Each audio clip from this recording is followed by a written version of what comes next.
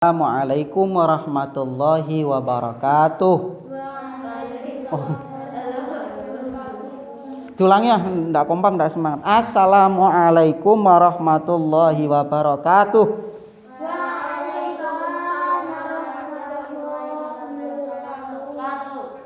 Ahlan wa sahlan bi hudurikum. Good. Good. Subahul khair. Wa kaifa halukum? Alhamdulillah. Hadza min fadli rabbi, as-sikhah min fadli rabbi, ya. As-sa'a min fadli rabbi. Semua dari Allah Subhanahu wa taala. Sehat, sakit, terus semuanya lah. Ya kan? Sehat semuanya? Alhamdulillah sehat. Senang jadi sehat apa senang jadi sakit? Oh iya itu. Orang yang normal mesti jawabannya pengen sehat, karena sehat itu banyak sekali hikmah dan manfaatnya, ya. Anak-anak bisa merasakan makanan yang enak, itu dirasa lezat. Ayam goreng gitu kan. Terus iya kan?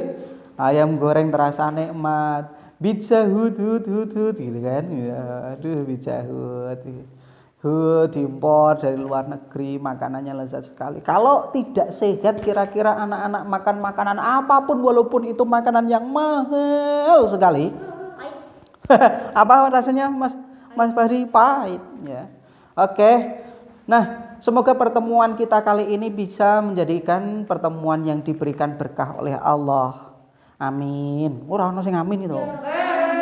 Amin. Oke, sebelum kita melakukan pembelajaran, sebelum kita belajar bersama-sama, mari kita awali dengan berdoa bersama, dipimpin Mas Fahri ya. Mas Fahri baca raditu billah, nanti diikutin teman-temannya. Yuk, satu, berdoa mulai. Bismillah. Raditu billahi rabb. Terus wabi Muhammad Nabi ya wa Rasul Rabbi war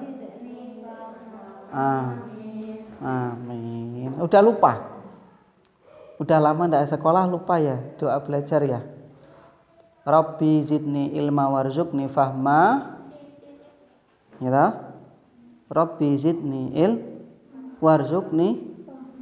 Ya Allah, berikan kami ilmu yang bertambah-tambah dan berikan kami rezeki yang berkah.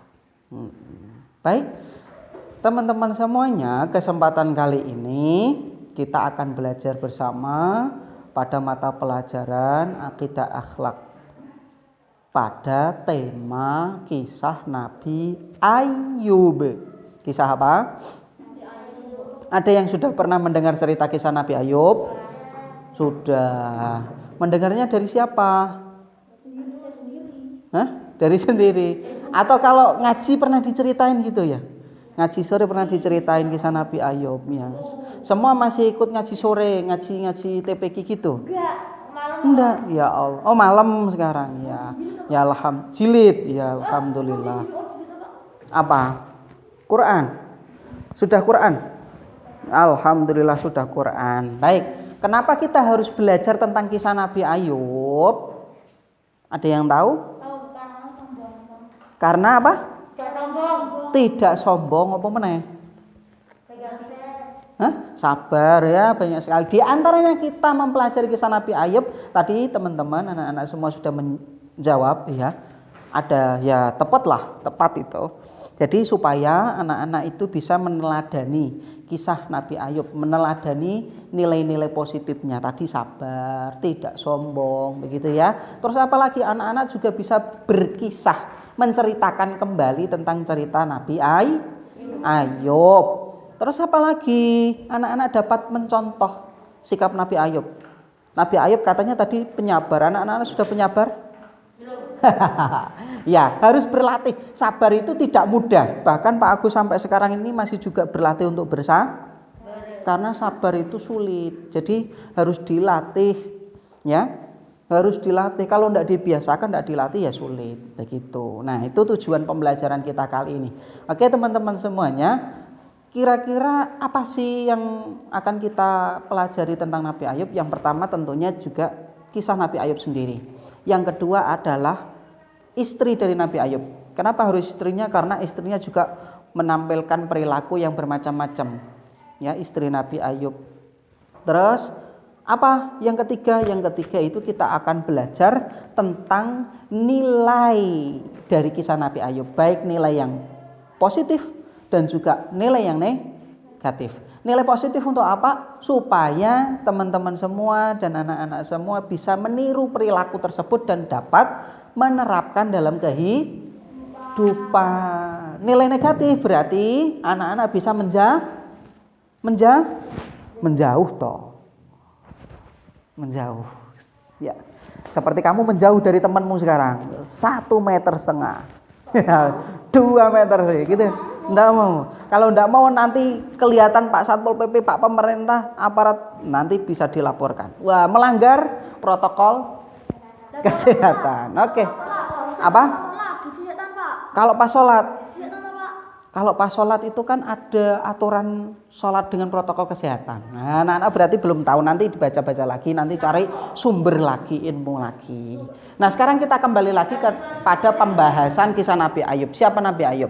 Nabi Ayub itu Nabi Allah, termasuk utusan Allah yang menjadi Rasul. Nabi Ayub Rasul enggak?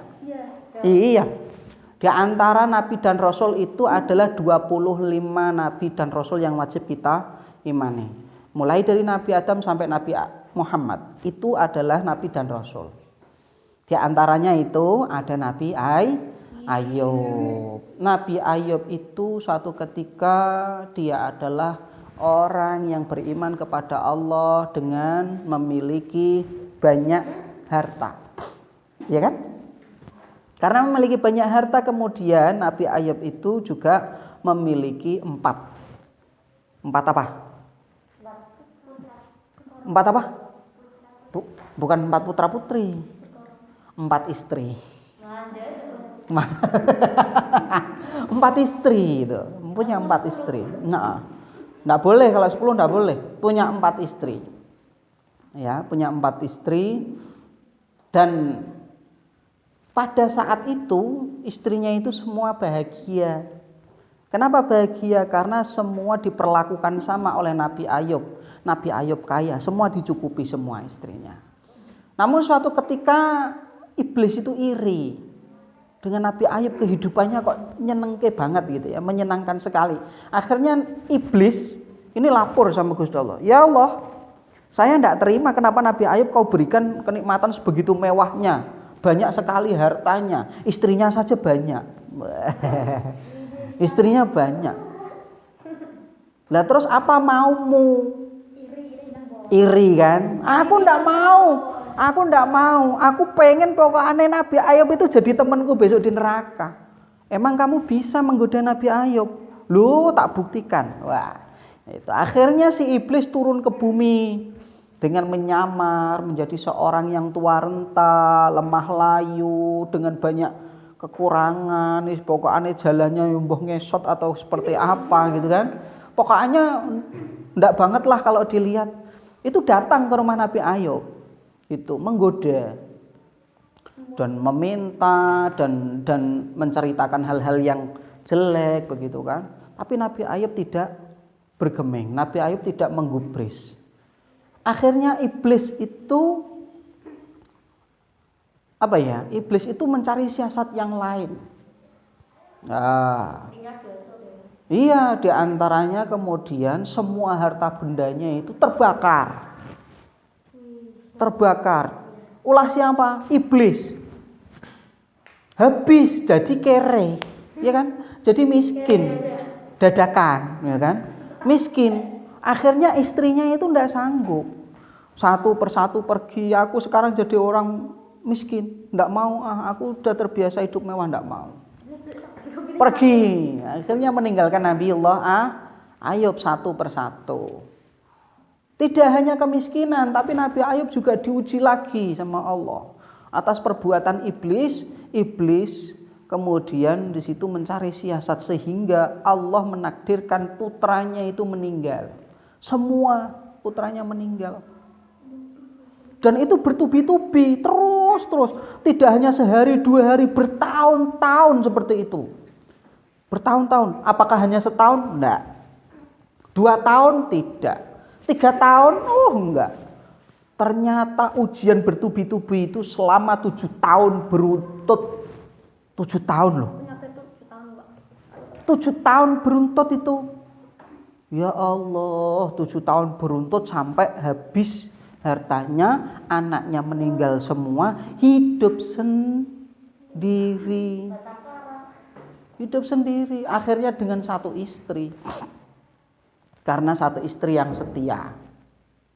Karena masih memiliki apa? Iman kepada siapa? Allah. Singkat cerita, enggak usah panjang-panjang nih. Singkat cerita, dengan upaya yang begitu banyak, akhirnya Allah menguji lagi dengan ujian yang begitu berat. Nabi Ayub diberikan penyakit gatal, sing ning kono ki gatelnya itu sampai mengeluarkan bau busuk dan juga nanah tadi. Bahkan sampai dikerubutin sama belatung.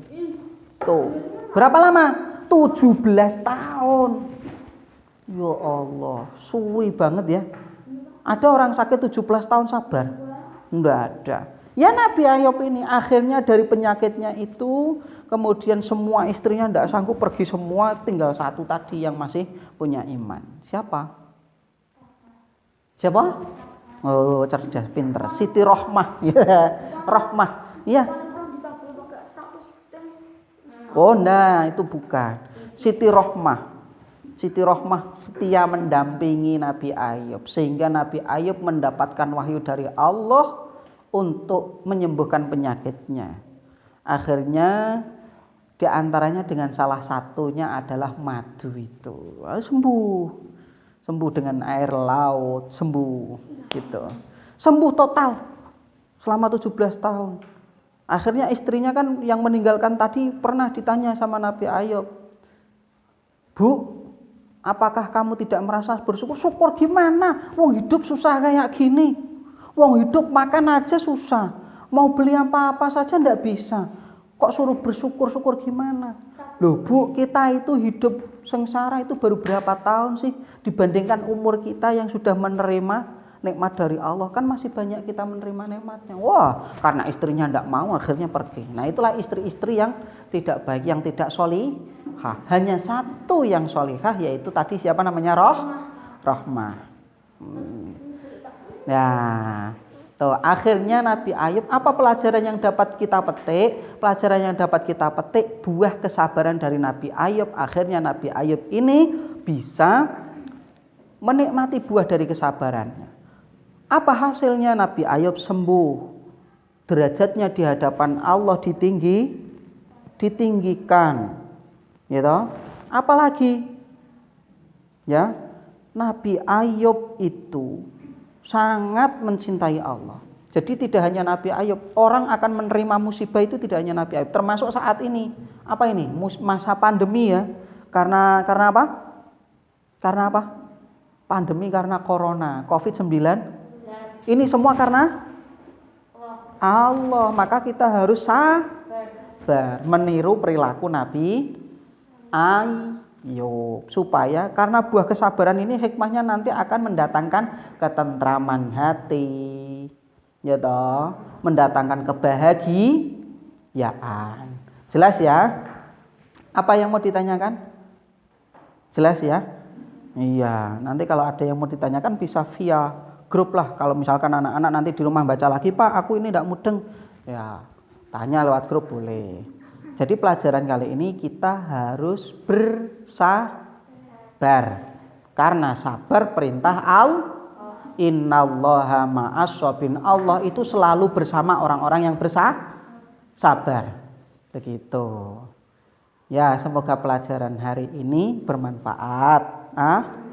Amin. Kita tutup dengan bacaan hamdalah bersama. Iya, nanti tugasnya tetap anak-anak harus membaca buku modul dan juga membuat cerita tentang kisah Nabi Ayub, perangkuman cerita dengan versi anak-anak sendiri. Begitu ya. Paham? Insya Allah. Kita doa kafaratul majlis bersama. Coba.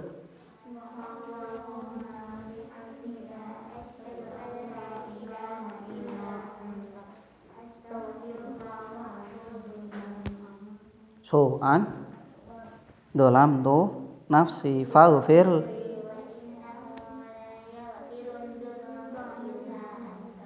Alhamdulillah.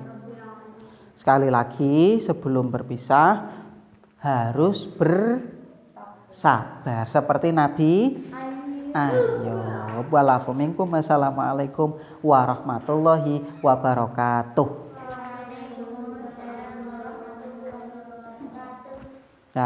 Boleh pulang.